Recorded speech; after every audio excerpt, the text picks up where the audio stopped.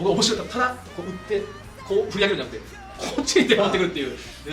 まあメジャーリーグがそうなってるからっていうのもあるんですけど、はいだから普通バーンと打ったら日本人は地面につかないですよ。はいまあメジャーの人ってつくんですよ。はいはいはい。だからそういうのなんでなのかなって言ったら返さないからだっていうことだったんですよね。じゃあ本当は実際はだから手首を金本選手だったか